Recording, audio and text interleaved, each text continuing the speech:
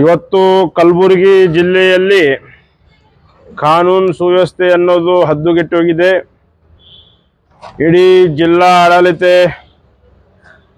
Police ಮತ್ತು ಎಲ್ಲ ಡಿಪಾರ್ಟ್ಮೆಂಟ್ಗಳು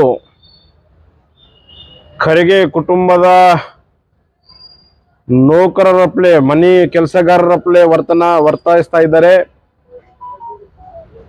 ಮತ್ತು ಇಲ್ಲಿಯ ಜಿಲ್ಲಾ ಉಸ್ತುವಾರಿ ಸಚಿವರು ಪದೇ ಪದೇ ಹಿಂದೂ ಸಮಾಜ ವಿರುದ್ಧ ಹಾಗೂ ಹಿಂದೂ ಮಠಾಧೀಶರ ವಿರುದ್ಧ ಕೀಳಾಗಿ ಮಾತಾಡುವಂಥದ್ದು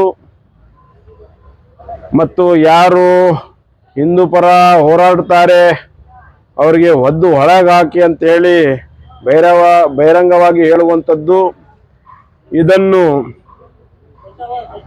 ಮುಸ್ಲಿಂ ಜಾತಿಯವರಿಗೆ ಕುಮ್ಮುಖ ನೀಡಿ ಈ ಎಲ್ಲ ಒಂದು ರೇಪ್ಗಳಿಗೆ ಇವರೇ ಕುಮ್ಮುಖ ನೀಡ್ತಾ ಇದ್ದಾರೆ ಅಂತೇಳಿ ಮೇಲ್ನೋಟಕ್ಕೆ ಕಂಡು ಬರ್ತಾ ಇದೆ. ಯಾಕಂದ್ರ ಕೆಲವು ದಿವಸ ಹಿಂದ್ಗಡೆ ಚಂದ್ರಂಪಳ್ಳಿಯಲ್ಲಿ 75 ವಯಸ್ಸಿನ ಒಂದು ಅಜ್ಜಿಯನ್ನು ರೇಪ್ ಮಾಡಿದವನು ಸಹ ರೇಪಿಸ್ಟ್ ತಯ್ಯಬ್ ಎನ್ನುವ ಮುಸ್ಲಿಂನದವ. ನಂತರ ನಮ್ಮ ಜಿಮ್ಸ್ ಆಸ್ಪತ್ರೆಯಲ್ಲಿ ಒಂದು ಮಗುಗೆ ಶ್ರೀನಿವಾಸ್ ಸಗರ್ ಅಂತ ಹೇಳಿ ಆ ಮಗು ರಾವೂರ್ ಒಂದು ಮಗುಗಿನೂ ಸಹ ಕಿಡ್ನಾಪ್ ಮಾಡಿದ್ದು ಇದೇ ಒಂದು ಸಮುದಾಯದ 2 ಬುರ್ಕಾ ಹಾಕೊಂಡು ಹೆಣ್ಮಕ್ಕಳು. ಅದೇ ತರ ನಿನ್ನೆ ಯಡ್ರಾಮಿಯಲ್ಲಿ ಆಗಿರುವ ಘಟನೆ 11 ವರ್ಷದ ಬಾಲಕಿ, ಆ ಬಾಲಕಿಯನ್ನು ಸಹ ರೇಪ್ ಮಾಡಿದಂಥದ್ದು ಇದೇ ಮುಸ್ಲಿಂ ಸಮುದಾಯದ್ದು. ಎಲ್ಲೋ ಕ್ಲಿಯರ್ ಕಟ್ ಒಂದು ಅನಿಸುತ್ತೆ, ಇವರು ಏನು ಜಿಲ್ಲಾ ಉಸ್ತುವಾರಿಗಳಾದರೆ ತಕ್ಷಣವೇ ಪ್ರಚೋದನಾಕಾರಿ ಭಾಷಣವನ್ನು ನಿಲ್ಲಿಸಬೇಕು. ಹಿಂದುವನ್ನು ತೆಳಗಿಟ್ಟು ಮುಸ್ಲಿಮನ್ನು ಮೇಲೆ ಎತ್ತು ತಾವು ಮಾತಾಡೋದು ಬಂದ್ ಮಾಡ್ರಿ.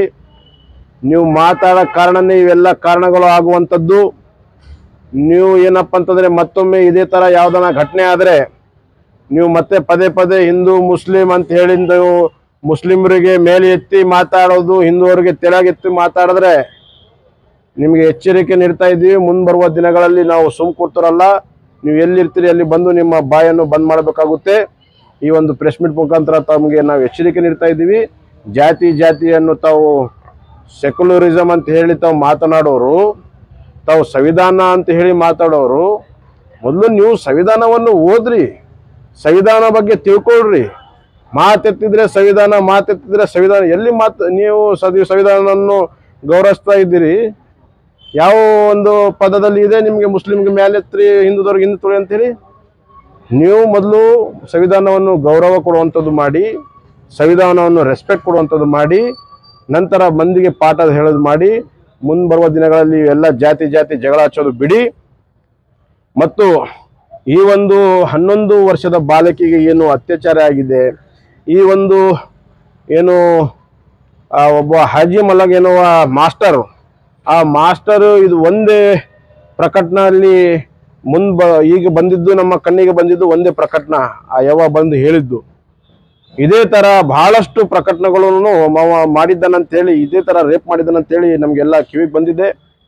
ನಾವು ಸರ್ಕಾರಲ್ಲಿ ನಾವು ಮನವಿ ಮಾಡ್ತಾ ಇದ್ದೀವಿ, ಆದಷ್ಟು ಬೇಗ ಈ ಒಂದು ಕೇಸನ್ನು CBI ಅಥವಾ CIDಗೆ ತಾವು ರೆಫರ್ ಮಾಡಿ ಈ ಕೇಸನ್ನು ಅವ್ರಿಗೆ ಮುಂದುವರಿಸಬೇಕು.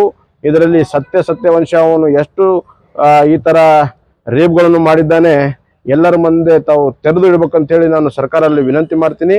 ತಾವು ಆದಷ್ಟು ಬೇಗ ಇದನ್ನು ತಾವು ಹಿಂದೂ ಪರ ಸಂಘಟನೆ ವತಿಯಿಂದ ಉಗ್ರವಾದ ಒಂದು ಹೋರಾಟ ಹಮ್ಮಿಕೊಂಡು DC ಆಫೀಸ್ಗೆ ಮುತ್ತಿಗೆ ಹಾಕುವಂಥ ಕೆಲಸ ನಾವು ಮಾಡ್ತೀವಿ. ಮತ್ತು ವಿಧಾನಸಭೆಗೆ, ಬೆಂಗಳೂರು ವಿಧಾನಸೌಧಗೂ ಮುತ್ತಿಗೆ ಹಾಕುವಂಥ ಕೆಲಸ ನಾವು ಮುಂದುವರಿಸ್ತೀವಿ. ಸರ್, ಈಗ ತಾನೇ ಯಾರಾದರೂ ಶಾಸಕರಾಗಿರ್ಬೋದು, ಯಾರಾದರೂ ಅಧಿಕಾರಿ ಬಾಲಕಿಯನ್ನು ಭೇಟಿಯಾಗಿದ್ದಾರೆ? ಹೌದು, ಭೇಟಿಯಾಗಿದ್ದಾರೆ. ಅಜಯ್ ಸಿಂಗ್ ಅವರು ಬಂದಿದ್ದು ನಮಗೆ ಸುದ್ದಿ ಬಂದಿದ್ದೆ. ಭೇಟಿಯಾಗಿದ್ದಾರಂತೆ, ಏನು ಆಶ್ವಾಸನೆ ನೀಡಿದ್ರಂತೆ. ಆಶ್ವಾಸನೆ ಕೊಟ್ಟು ಹೋದರೆ ಕೆಲಸ ಆಗೋದಿಲ್ಲ. ಈ ಒಂದು ಕೇಸನ್ನು ತಾವು ಗಂಭೀರವಾಗಿ ತಗೋಬೇಕು. ಮುಂಬರುವ ದಿನಗಳಲ್ಲಿ CBIಗೆ ಮತ್ತು CIDಗೆ ತಾವು ರೆಫರ್ ಮಾಡಬೇಕು.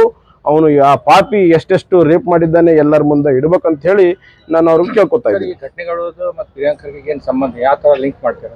ಈ ಘಟನೆಗಳಲ್ಲಿ ಕ್ಲಿಯರ್ ಕಟ್ ಆಗಿ ನಾನು ಲಿಂಕ್ ಮಾಡೋ ಕಾರಣ ಒಂದೇ, ಪದೇ ಪದೇ ಪದೇ ಪದೇ ನಮ್ಮ ಗುರುಗಳಿಗೆ ಇವರು ಆ ಗುರುಗಳು ಈ ಗುರುಗಳು ಅಂತ ಹೇಳಿ ಸರ್ಟಿಫಿಕೇಟ್ ಕೊಡೋದು, ಅದೇ ಥರ ನನ್ನ ಫ್ಯಾಮಿಲಿಗೆ ಹೊಡೆದವರು, ನಮ್ಮ ಮನೆ ಸುಟ್ಟವರು ರಜಾಕರ, ಮುಸ್ಲಿಮ್ರಲ್ಲ ರಜಾಕರ್ ಅಂತ ಹೇಳೋದು, ಇದೇ ಥರ ಏನು ಅವರು ಭಾಷಣಗಳಲ್ಲಿ ಮುಸ್ಲಿಮ್ಗೆ ಸಪೋರ್ಟ್ ಕೊಡುವಂಥದ್ದು ಏನು ಮಾಡ್ತಾ ಇದ್ದಾರೆ ಅದು ಮೇಲ್ನೋಟಕ್ಕೆ ಕಂಡು ಬರುತ್ತೆ. ಇವರು ಎಲ್ಲೋ ಮುಸ್ಲಿಮರಿಗೆ ಒಂದು ಬೂಸ್ಟ್ ಕೊಡುವಂಥದ್ದು ಕೆಲಸ ಮಾಡದ ಕಾರಣ ಈ ಮುಸ್ಲಿಮರು ನಮ್ಮ ಒಂದು ಹಿಂದೂ ಮಹಿಳೆಯರಿಗೆ, ತಾಯಂದಿರಿಗೆ ದೌರ್ಜನ್ಯ ಮಾಡ್ತಾ ಇದ್ದಾರೆ ಅಂತ ಹೇಳಿ ಮೇಲ್ನೋಟಕ್ಕೆ ಕಂಡು ಬರುತ್ತದೆ.